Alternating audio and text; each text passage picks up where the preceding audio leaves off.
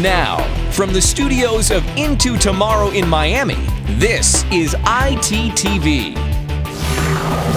Hello, Into Tomorrow viewers. I'm Dave Graveline. Thanks for joining us this week on ITTV. Did you know that in addition to this weekly report, we also host a 3-hour weekend radio program? Into Tomorrow currently airs on 188 AM and FM radio stations all across the United States, on stations in Canada, on the 5 American Armed Forces networks around the world. We stream online at intotomorrow.com and a plethora of other sources, and of course on our free app 24/7. In case you don't hear Into Tomorrow on your favorite local talk station, we hope you'll reach out to them and put in a good word for us. Thanks for tuning Into Tomorrow. Stay tuned, by the way, to our Facebook page for details on an upcoming giveaway. We've teamed up with Citrix, the company behind Go to My PC and other popular software, and are awarding an iPad to one lucky Into Tomorrow listener. If you want to be among the first to know when the iPad giveaway starts, make sure you like our page at fb.com/intotomorrow. Do you remember those big Selectavision discs? Chris Graveline is here with This Week in Tech History to remind us of the introduction of that very short-lived technology. This week in 1931, Schick, the razor company, displayed the first practical electric shaver in Stamford, Connecticut. It was much easier to use than its predecessor, which took 2 hands to operate. In 1981, this week, RCA put its Selectavision video disc players on the market. Soon, the product was called the Edsel of the entertainment field, after the Ford Edsel automobile, which was a dismal failure. The units cost $500 and the video discs about $15 each.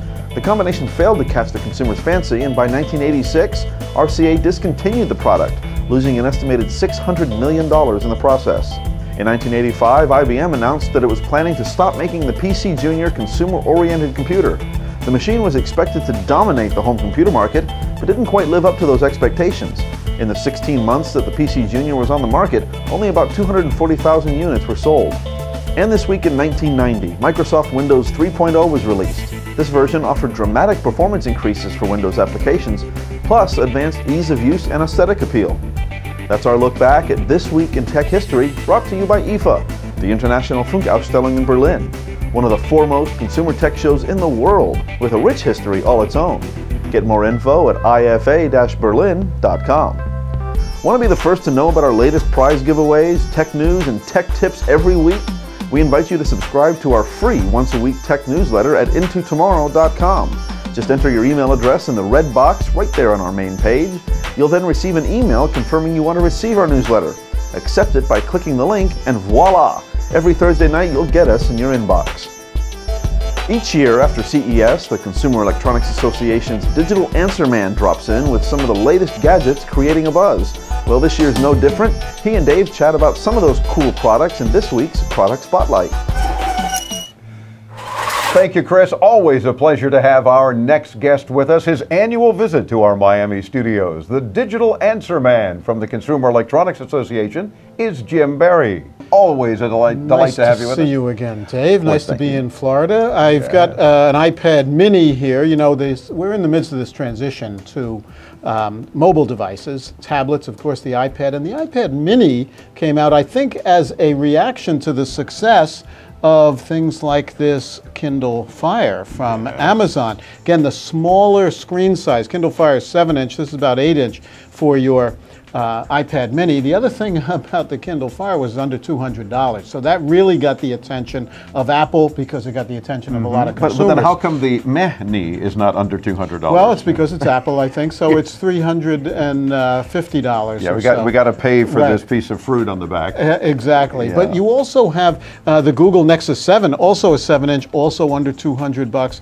from Google, which of course does the Android operating system, which is the real success along with the iOS in mobile devices. Now we also have Apple. We have Microsoft getting into the game, and this is the Microsoft.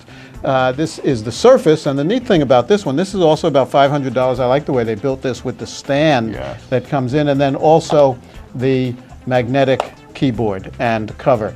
So that's about another $100. But when you look at it with Windows 8, and then you also have Windows on your phones, you have the same kind of thing. You can see what Microsoft is looking to do. They're trying to get Windows from the desktop, where a lot of people forget they still have 90% market share, better than 90%, so they're back in that. And then I knocked down here, we also still have your the e-reader Kindle. This is the Paperwhite, the one that is front lit, so you can read this in the dark, or the best thing about e-readers is you can read them out on a bright sunny day. So the sales of those are down, but we still like those. If you just want to read books, the prices are lower, batteries last forever, read them on a bright sunny day. But Jim, you find that, as we do with a lot of our audience, that folks are simply saying, well, then why should I just get an ebook? If I want to do anything else, I should go towards these smaller tablets. Right. Then. If you want to do a lot more stuff, getting on the internet and things, look at one of the tablets. So that's really the break point. If you just want to read books,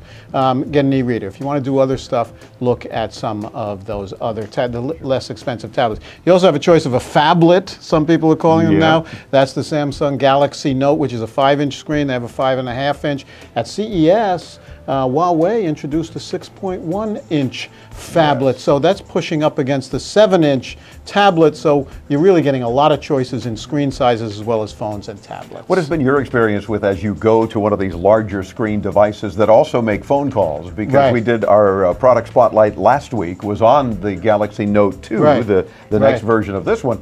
And I thought, wow, everybody has the same reaction. Holy cow, big enough for you? Right. You know, and they're talking about, and you make calls on that? Yeah. And then I went back to the Galaxy S3 and I thought, wow, this is small. Yeah. And then I picked up an iPhone and I said, this is tiny. This is tiny. Well, they all laughed when they introduced that, but they're selling millions of those. They are. And as I said, we have other guys now looking at bigger ones. So the screen size, those of us of a certain age like that bigger screen, and that OLED screen is really spectacular. So again, depends on what you do with it. If you're doing a lot of viewing a lot of videos, that bigger screen really helps. And you mentioned what we do with it and other devices. There's a plethora of very cool devices that work with our mobile devices to improve our health, or at least keep an eye on it. Health and fitness was a big area of the Living in Digital Times segment at CES.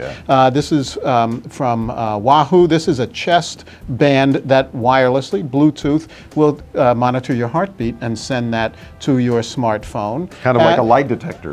Exactly. And then you also have from Scosche, the Scosche Rhythm. This is an armband that'll play music. It'll check your pulse. It's a pedometer, does all of those different things while you have it on an armband. And again, wirelessly send it to your mobile device. Same thing with the Fitbug, which is a really excellent little pedometer and more wirelessly connect. Something we don't get to use a lot in South Florida are gloves. We don't generally get cold enough. You came down from Boston with another snowstorm that those you managed to new escape. touch gloves. All 10 fingers have the material is touch sensitive. So those of us up in the Northeast skiing the last couple of weeks, you want to use your smartphone or your tablet and don't have to take off your gloves. Those are 20 bucks. Those are great. Not so shabby and just great items. Real quick, because we're running out of time, hurricane season is something that we deal with here in South Florida. Got the Spare One. The Spare One, that's an emergency phone that will last one AA battery. It'll last 15 years just sitting like that in that special plastic bag. And then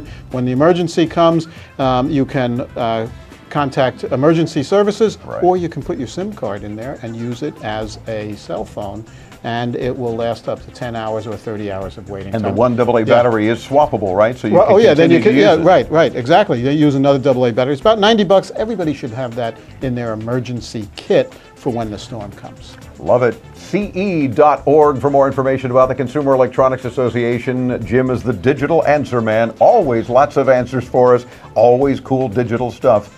We thank you for tuning and joining us again into tomorrow. Nice to be with you, Dave. Be sure and check the radio broadcast for this week as well. A couple of segments with Jim on there too, talking about even more.